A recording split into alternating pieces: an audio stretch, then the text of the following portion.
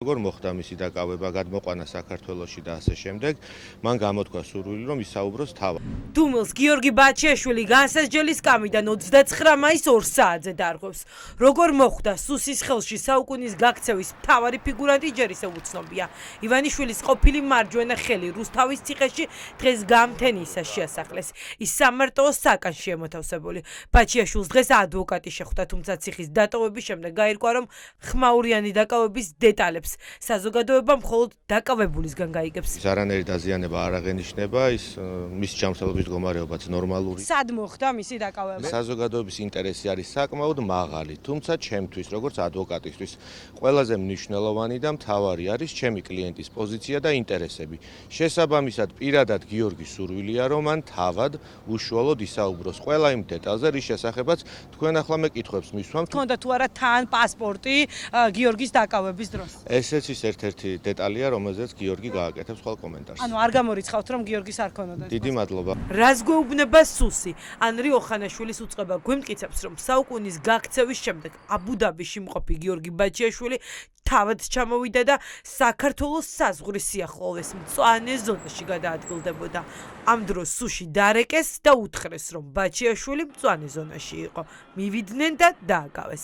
ამ ვერსიის არ სჯერა არავის, თუმცა ვიდრე ბაჩიაშვილი არ იტყვის რა მოხდა, დასკვნებს წინასწარ ვერ აკეთებენ, თუმცა მისი უცხოელი ადვოკატი მიანიშნებს, რომ საქმე კრიმინალურ გატაცებასთან გვაქვს.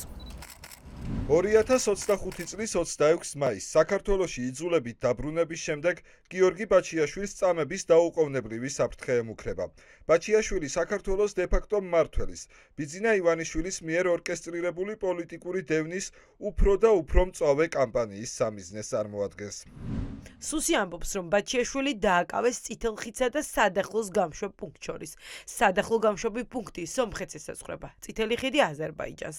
ახლა ჩნდება კითხვა, რომელი ქვეყნის გავლით მოხდა არაბთა გაერთიანებული საამიროებიდან მისი საქართველოში გადმოყვანა. საჯარო წყაროებში არსებული ინფორმაციის თანახმად, ბაჩიაშვილის გადმოცემა ივანიშვილმა გაეროს ტურიზმის მსოფლიო ორგანიზაციის ხელმძღვანელის პოსტში გაცვალა. საქართველოს აღარ წარმოადგენს მისი კანდიდატი ზურაბ პოლოლიკაშვილი, რომელსაც მესამე ვადით არჩევის დიდი შანსი ჰქონდა. ამ სულით არაბთა გაერთიანებული საამიროების კანდიდატს გზა გაუხსნეს.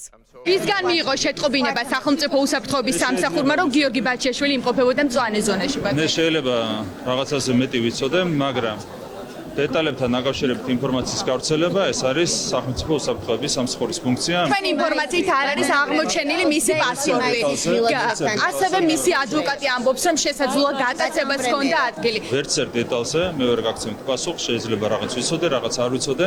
სახელმწიფო უსაფრთხოების სამსახური არის ადრესატი თითოეული ამ შეკითხვების. არსებობს ვერსია, რომ პოლოლიკაშვილის საანაცვლოდ არის ახლა გიორგი ბაჩიაშვილი დაკავებული. ეს არის მრავალმხრივ შეურაცხყოფელი, ასე ვთქვათ, ვერსია და არასწორია ასეთი ვერსიების გავრცელება. გიორგი ბაჩიაშვილი საქართველოში გადმოცემა არ მომხდარა ექსტრადიციის სტანდარტული პროცედურით. ის არ დაუკავებიათ არც ინტერპოლის მოთხოვნით, რაც აჩენს ეჭვს, რომ არაფორმალური გარიგების შედეგად ბაჩიაშვილს არაბთა გაერთიანებული საამიროების ტერიტორია იძულებით დაატოვებინეს.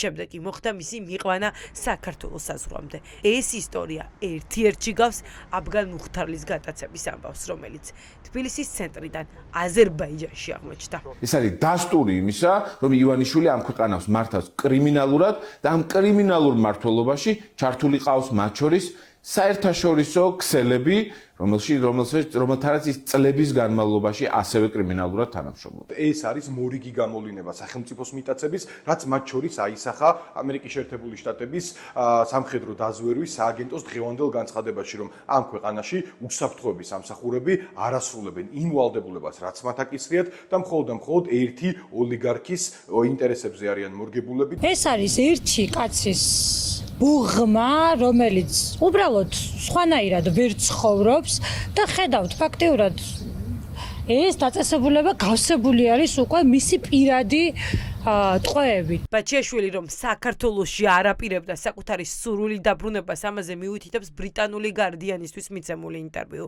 ბაჩიაშვილი ჟურნალისტს პირადად შეხვდა და უთხრა, რომ მისი მკვლელობის ბრძანება იყო გაცემული, თუმცა ამ ინტერვიუში ის ხელს ივანიშვილს არ ადებს. მისი ინფორმაციით ეს მკვლელობა ჩეჩნებს უნდა შეესრულებინათ. სახელმწიფო უსაფრთხოების სამსახურის ერთ-ერთი წევრისგან შეტყობინება მივიღე, რომ ივანიშვილმა თქვა, მე მას ციხეში გავანადგურებ და იმას ვაიძულებ, რაც მე მინდა რომ გააკეთოს. გაქცევა ადვილი არ არის, რადგან ფაქტობრივად ყველაფერს უკანიტოვებ. არ იცი წარმატებას მიაღწევ თუ არა, მაგრამ მე ვიცოდი, რომ ციხეში მოვკვდებოდი. მითხრეს, რომ ისინი რისკს არ ხედავენ ჩემი მკვლელობის, არამედ იციან, რომ ეს რეალურად შეკვეთილია. ჩრდილოეთ კავკასიიდან ჩამოსული ჯგუფები, სავარაუდოდ ჩეჩნები. მეშინია, რომ ეს შეიძლება მოდიოდეს საიდუმლოს სამსახურებიდან ან რომელიმე ქვეყნის ზოგიერთი ძალებიდან, რომლებსაც სურთ ივანიშვილის უფრო დაუცველი გახდომა. თუ მას შეუძლიათ მისი დადანაშაულება, მაშინ გაცილებით ნაკლები შანსია, რომ მას შეერთებულ შტატებთან ნორმალური დიალოგი ჰქონდეს, ან ის უფრო მეტად დაჩაგრული იქნება. ბაჩიაშვილის ეს ინტერვიუ ბრიტანულ გამოცემაში მის დაკავებამდე რამდენიმე საათით ადრე გამოქვეყნდა. ჟურნალისტი მას პირადად შეხვდა და ელაპარაკა. ინტერვიუში დეტალურად აღწერს ივანიშვილის პორტრეტს, ამბობს, რომ მისი მთავარი მიზანია სიცოცხლის გახანგრძლივობა და ამისთვის მიმართავს ყველა შესაძლო მეთოდს. ის შეპყრობილი იყო საკუთარი მოკვდაობით. იგი ატარებს უამრავ ექსპერიმენტულ, გიჟურ პროცედურას, როგორიცაა ღეროვანი უჯრედების გადანერგვა და ეს ვუდუ რაღაცეები, ცრურწმენები. ერთი ასეთი ვუდუ ოსტატი, იულია კრუშანოვა მასთან ცხოვრობს. ახლა ბაჩიაშვილი რუსთავის მე-12 დაწესებულებაშია. ეს დაწესებულება ივანიშვილის პოლიტიკური ტყვეებით არის გადავსებული. ბაჩიაშვილს ოლიგარქის დამორჩილებულმა სასამართლომ 11 წლიანი პატიმრობა კრიპტოვალუტების საქმეზე უკვე შეუფარდა. ახლა სასამართლოში მტკვარი ჰესის და საზღვრის უკანონო კვეთის საქმეებზე პროცესები მიმდინარეობს. ვერდიქტის გამოცხადებას ორივე საქმეზე განსასჯელის გამიდან დაელოდება ივანიშვილის მილიონების ყოფილი მმართველი.